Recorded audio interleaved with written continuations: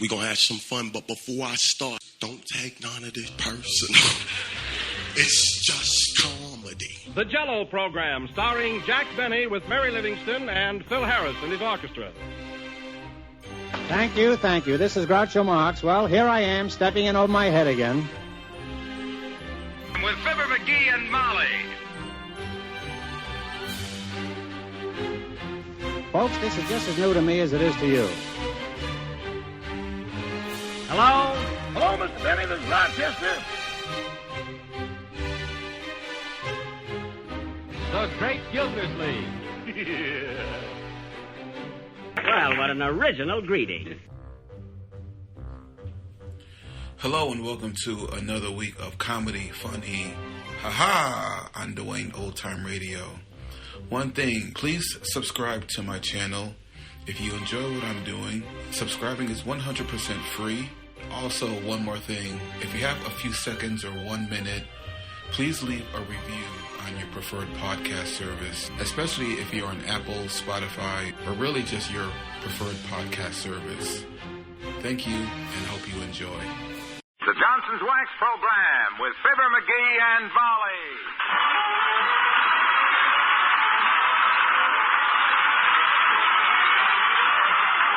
The makers of Johnson's Wax and Johnson's Self-Polishing Glow Coat present Fibber McGee and Molly with Bill Thompson, Gail Gordon, Arthur Q. Bryan, Dick LeGrand, Bud Steffen, and me, Harlow Wilcox. The script is by Don Quinn and Phil Leslie. Music by the King's Men and Billy Mills Orchestra.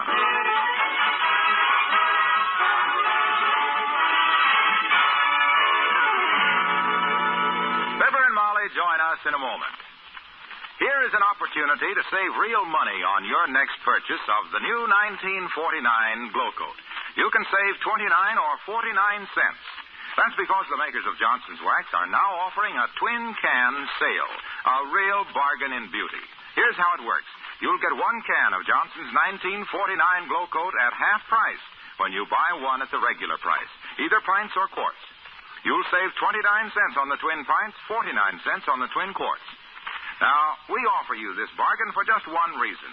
We want you to see how much better the new 1949 Glow Coat is on floors and linoleum. How much more brightly it shines, how much longer that shine will last. And we're so sure you'll like it, we make this guarantee.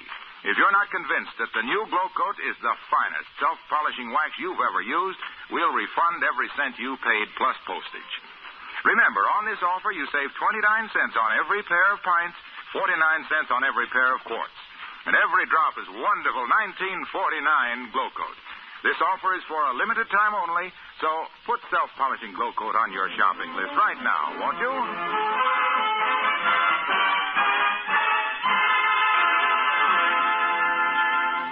Engine House number 7 of the Wistful Vista Fire Department has just ended its annual used clothing drive. The first prize was a ride around town on the new $30,000 fire engine. And who do you suppose is riding up there on that driver's seat in all their helmeted glory? Yep, it's Fibber McGee and Molly.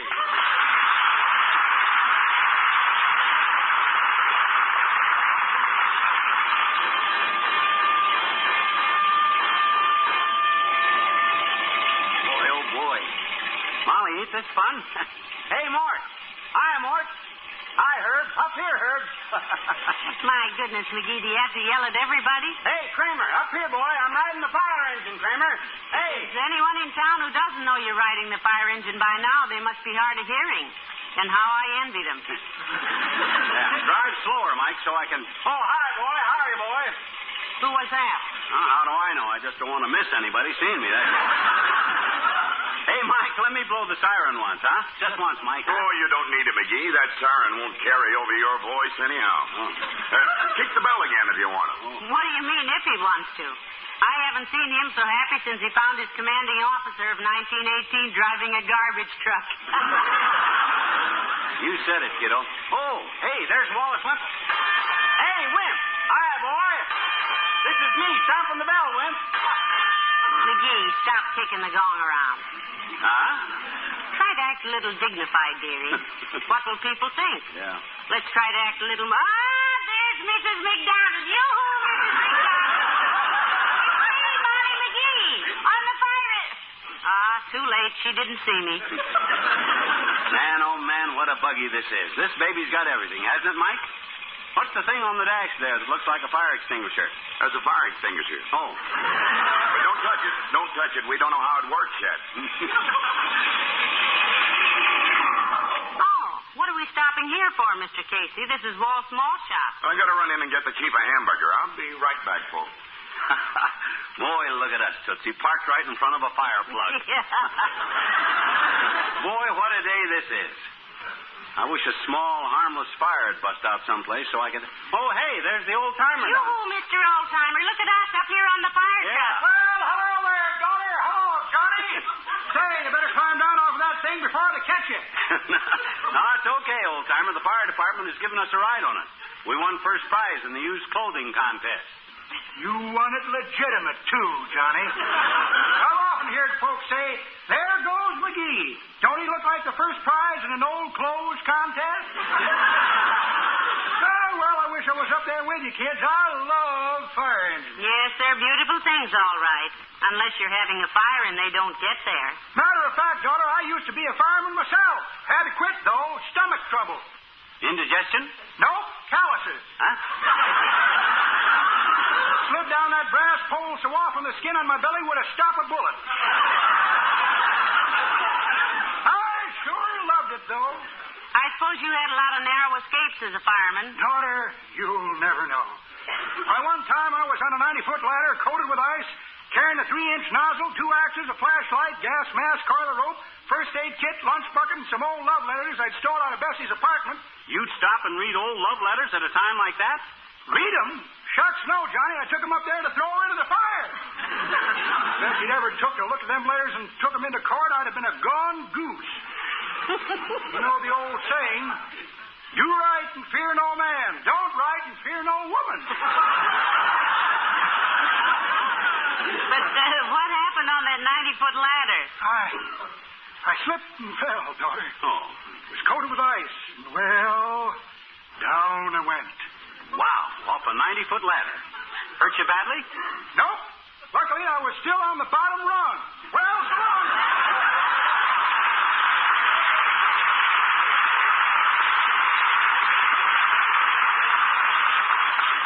Some fireman he must have been. I'll bet. Oh, here's Mike. Scoot over, kiddo. We haven't touched a thing, Mr. Casey. I hope you got the hamburger all right. All set, Mrs. McGee. You want to drive it back to the station, McGee? Huh? Me? Oh, my gosh. You hear that, Molly? Yeah. I'm going to drive it. I'm going to drive the fire engine. 18 million horsepower, and I'm going to drive it.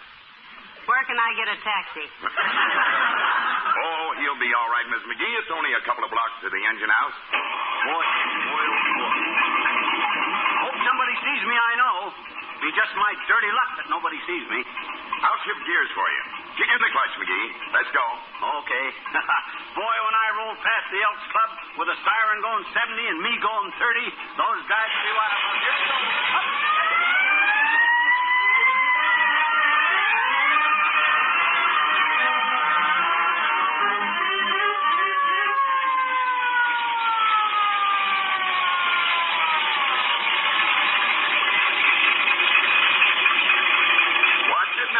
here we go. Up. Just park it at the curb there. I'll put it in the engine house later. Oh, that's okay, Mike. I'll wheel her right up the driveway, boy. I'll take her right on inside the firehouse. Now, maybe you better let him do it, dearie. It's a big truck, you know. It's the chief's pride and joy, and if anything got scratched on it, he'd throw it. Don't worry, I can handle it. Now, watch it now. Easy up the driveway. Easy. And in we go. Whoa! Heavenly thing. The fender, McGee. Look, you put a dent in it that looks like a bird bath. My gosh, I must have misjudged it. Kill the motor, McGee. Oh, howdy. Oh. The chief ain't gonna like this. Huh? Let me see how bad it is. He'll yell his head off. Hey, come on, Molly. Let's get out of here. I guess we better, dear. Hey, Chief, we busted a fender. You better come out here now. Hey, McGee, wait a minute. Come on, Sheila, let's go. McGee, wait for baby. McGee, hey, come back here.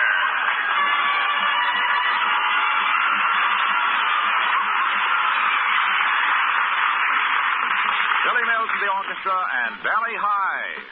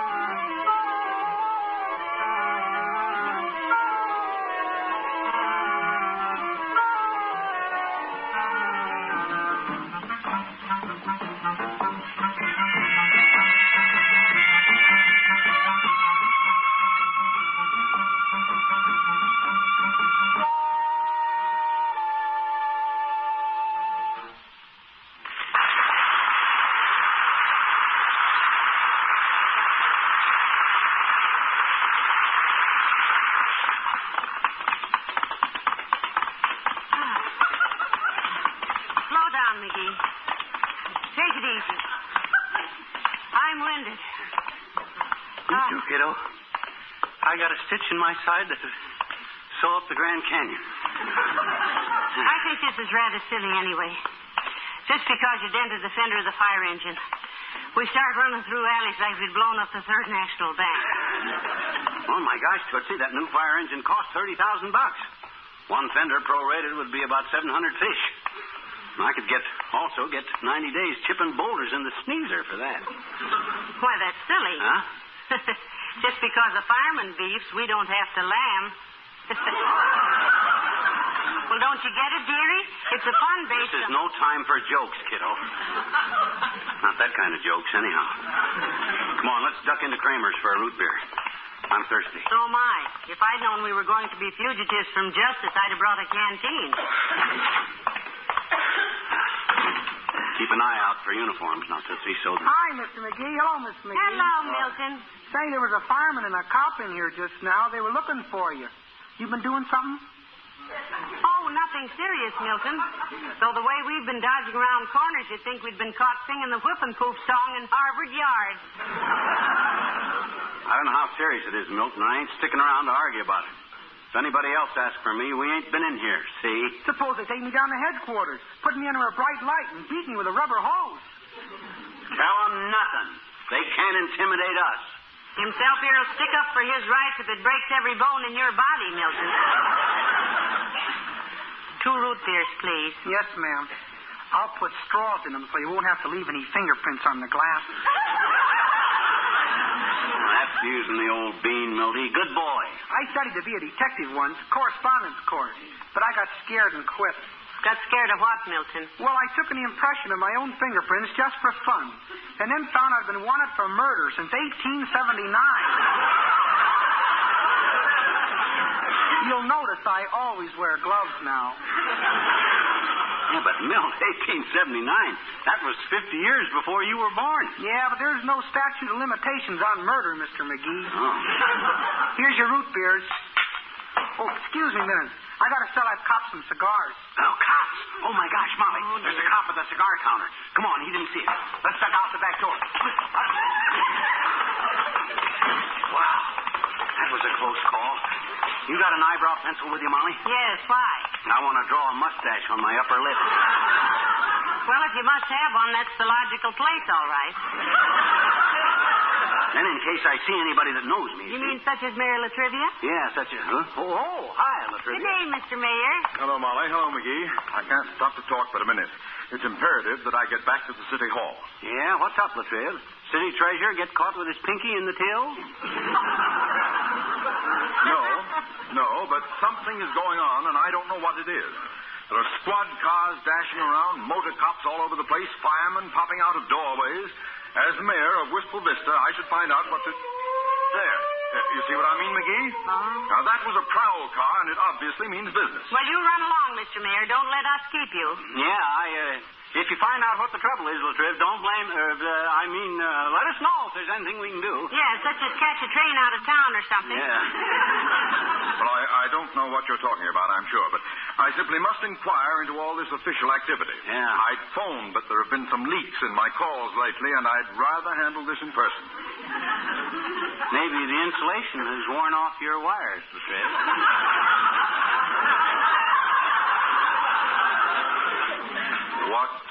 What difference would that make? Well, that would account for the leaks. You see, if the water soaks through the insulation... Oh, no. I didn't mean that kind of a leak. I found a puddle of water under our phone one time, Latriv. Right after I'd been talking to the bank about liquidating some stock. So I naturally figured the leak was caused by... I said I didn't mean that kind of a leak. A leak. Look, when I said there was a leak in the Fellowstone, a freak in the Yellowstone... Anyway, I haven't time for this sort of thing today. Yeah. I have to get back to the City Hall. City Hall. Good day. A good day!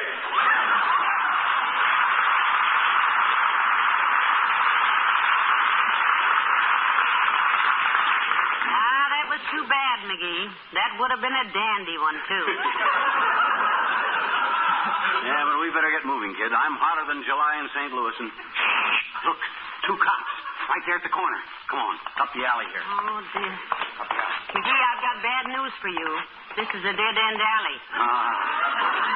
Cornered like a rat. Well, they're never going to take me dead. Because I'll surrender the minute anybody... Hey, wait a minute. Look, here's a door. Let's duck through here. How do you know what's in there? Maybe it's the back door of the police station. No. The police station is at 14th and Oak. Come on. If anybody asks any questions, we'll tell them we're the census takers. They don't take the census till next year. We'll tell them we write slow and had to have a head start. Come on.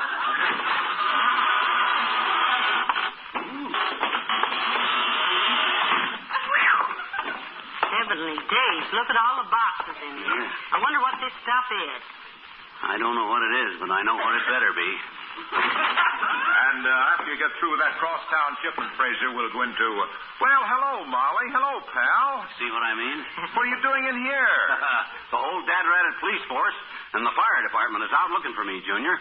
Look, if you won first prize collecting used clothing and won a ride on a fire engine, and just because I dented a fender, if anybody comes in here looking for me, is it my fault if the truck was too big for the engine house, and would you turn me in, boy? Is there any reward? Not that we know of. Why, certainly I wouldn't turn you in, pal. You can hide here as long as you like. Though we're awfully busy with the special new Johnson's Glow Coat offer, you know. Yes, I believe we heard something about You're keeping me hopping, believe me. Yeah. You see, Johnson's are offering 1/3 more Glow Coat at no extra cost. Yeah, but the new 1949 Glow Coat with the new glow. And they're offering on a money-back if not satisfied basis. Yeah, but the cops are after me. Wonderful offer. I don't see how anybody could resist it. Just imagine 1/3 more Glow Coat for no extra money, pal. Yeah. The new 1949 Glow Coat that shines as it But dries. if the police come looking for With an it extra here. gleam and an extra measure of protection. The Glow Coat that's so easy to use, that's always saves you time and effort, and that now saves you money, too. We should have give ourselves up. Look, the cops come in. Because with this great bargain offer, more housewives than ever are learning about Johnson's self-polishing Glow Coat and how it's the finest polish. It is. Look. Waxy. Yes, pal. We'd like your advice, Mr. Wilcox. What'll I do, Junior? Stay on the lam or turn myself in? Pal, my advice is give yourself up. You'll never have a minute's peace with this horrible thing on your conscience. Give yourself up and pay for the damage. Look, suppose it cost you $50 or so. Isn't that better than hiding from the law all your life? Do you know anybody that could fix it, Mr. Wilcox? Well, certainly. My cousin, Big Iron Things Out Wilcox. Oh, dear. Slip him $100 and your troubles will be solved. Well, what is he, Junior? A politician? No, he's got a shop on 14th Street. He straightens out fenders. Oh, dear. Come on, McGee. Let's let Mr. Wilcox get to work. Yeah. Thanks for nothing at all, Junior. Oh, don't mention it. We won't.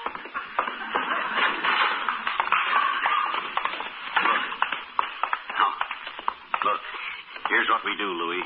Or kiddo. I'll keep an eye peeled for the gendarmes, see? You duck in the cigar store and telephone La Trivia. Disguise your voice and tell him I left town. Well, all right. Pull your hat down more over your eyes. Okay.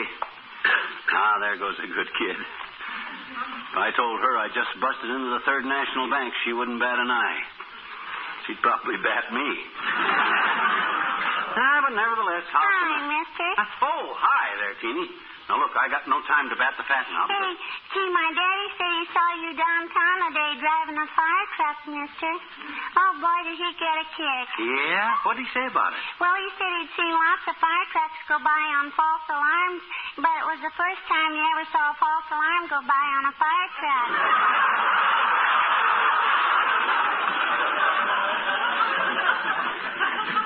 What does that mean, mister? What does it? I don't know, Teeny. And I got no time to figure it out. I'm in trouble, see? With the cops. Trouble? With the law? Yeah. Well, you came to the right woman, mister. Never fear, I shall hide you from your pursuers. Well, that's very nice of you. See, But me and Willie Toops, we got a dandy hideout, I betcha. Huh? It's a platform up in a tree, and see, the cops could never find you up there, I betcha. they wouldn't, eh? No, because... I says they wouldn't, eh? Wouldn't what? Never find me. Who wouldn't? The cops. Why? Because I'd be in your hideout. Up in a tree, I know it. Hey, what'd you do, mister, really? Well, that fire truck I was driving, Teeny. You stole it. No. I didn't steal anything. I was driving it, see, and... Oh, boy, you wrecked it. I did not. Look, I was driving it into the firehouse. And bumped into a fireman and busted his leg. Oh, gee, you are in trouble, mister, because busting a fireman's I didn't bust anybody's leg. I just dented a fender. And all the cops in town are looking for me. Well, if it's that bad, mister, maybe we better not try to hide you because our hideout is up in a tree. Yeah, I know, but why... And you're far enough out on a limb already.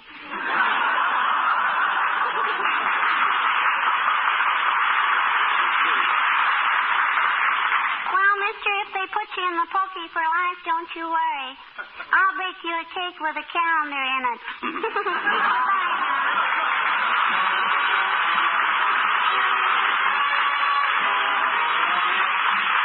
King's Men and the Beautiful Blonde from Bashful Bend. There's a trigger happy rootin' tootin' highfalutin' pistol packin' mama way out west. Now I don't know what it is she's got, but whatever it is, it's the best. She's that beautiful blonde from Bashful Bend. She never did learn to keep a friend. She give him a start, then shoot him in the end. The beautiful blonde from Bashful Bend. She's hardly the type to cuddle near. She'd rather go out and rope a steer. They never did build a school that she'd attend. The beautiful blonde from Bashful Bend. When she deals a poker hand, you ought to see their faces. Especially when she deals herself approximately 5 aces. I'm betting my boots she'll meet some cuss, because of her heart to raise a fuss. Then she'll fall in love, and that'll be the end of the heart-tootin', free-bootin', six-shootin', beautiful blonde from Bashful Bend. Oh, the beautiful blonde from Bashful Bend never did learn to keep a friend. She'd give him a start, then shoot him in the end. The beautiful blonde from Bashful Bend. When she draws her 45, the whole town runs for cover. Hardly a man is now alive that ever tried to love her. Oh, the beautiful blonde from Bashful Bend never did learn to keep a friend. She'd give him a start, then shoot him in the end. Shoot him in the end. Shoot him in the end. That hard-tootin', free-bootin', rifle-lootin', rootin'-tootin', six-shootin', beautiful blonde from Bashful Bend.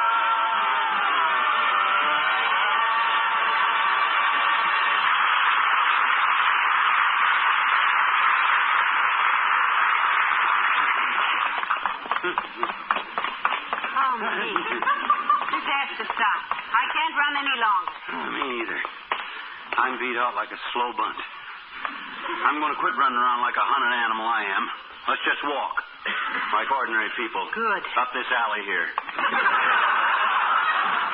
Look. We'll walk back at the pool hall, see? Cut through the Elks Club. Oh, my gosh, here they come again. We're trapped, Molly. Where do we go? What do we do? I know where I'm going. Huh?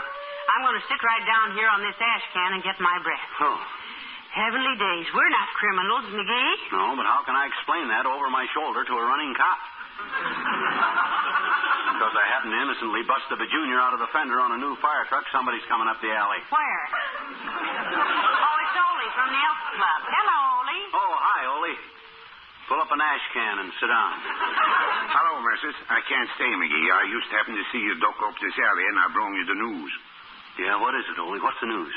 The fireman is looking for you. They want you, McGee. Oh, well, isn't that nice, McGee? It's so nice to be wanted. Yeah. Did you ask them what they wanted to see me about, Ole? I don't ask questions from a man in a blue uniform, McGee. I may be just the janitor, but I'm no foolish janitor. They ask the questions. What did they ask you, Ole? Well, they say, do I know where they can get a hold of McGee? And I say, most people get hold of McGee by the collar. Oh, yeah? Then what? Then it says, if you happen to come back to the Elks Club, lock you in the closet and call him quick. What? Lock me up? Sure. The chief says if I lock you in the broom closet, he gives me $5. Cash money. Heavenly days, a reward. Well, that's ridiculous. He hasn't done anything so terrible, Ole. I don't judge my friends by what they done, missus. I don't even ask what he's done. I don't care. Good boy. I just asked one question. Are you coming back? chief gives me $5. Oh, Ole, you wouldn't do a thing like that. Look, he's in trouble, Ole. All he did was dent a fender on their nasty old new fire truck. Sure, just a little dent. And they've run us around till we're worn out. Yeah, and you mean to tell me you turned me in, me, your pal, for a measly $5 reward? Gosh, McGee, you make me ashamed in the face. Well, good for you. Sure, I go see if they won't make it $10. So long.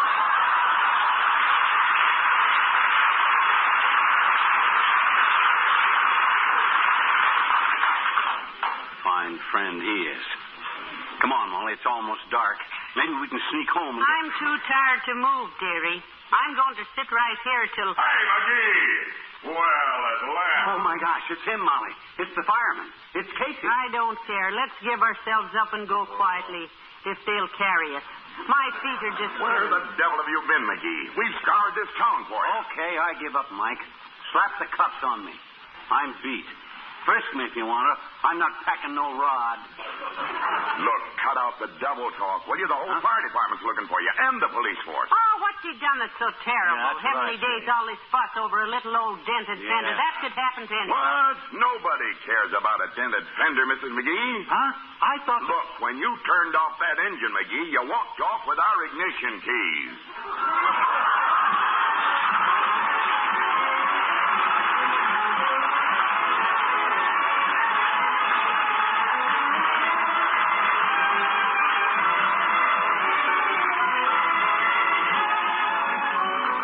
Fibber and Molly return in a moment.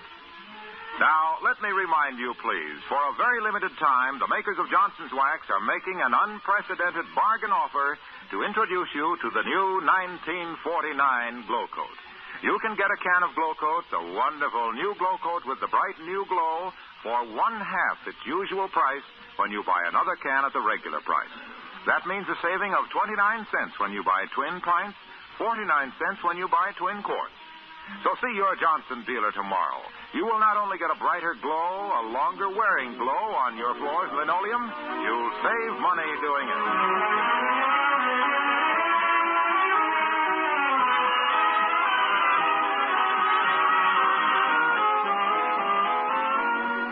Ladies and gentlemen, now that we've given the car keys back to the firemen, we'd like to put in a little plug for them.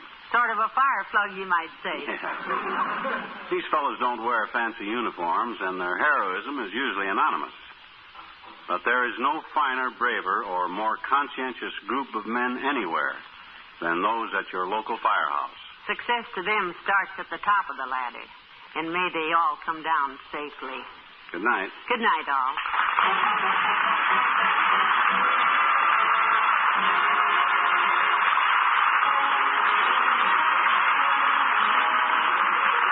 Makers of Johnson's Wax and Johnson's Self-Polishing Glow Coat, Racine, Wisconsin, and Brantford, Canada, bring you Fibber McGee and Molly each week at this time. Be with us again next Tuesday night, won't you?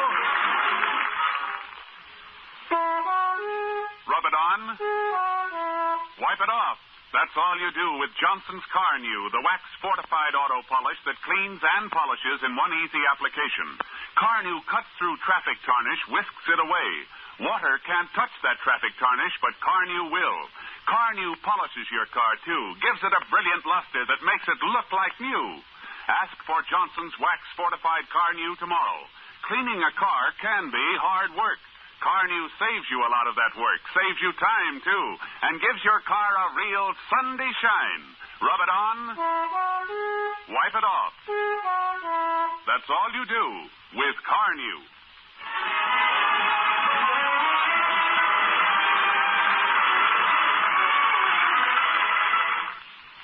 This is NBC, the National Broadcasting Company.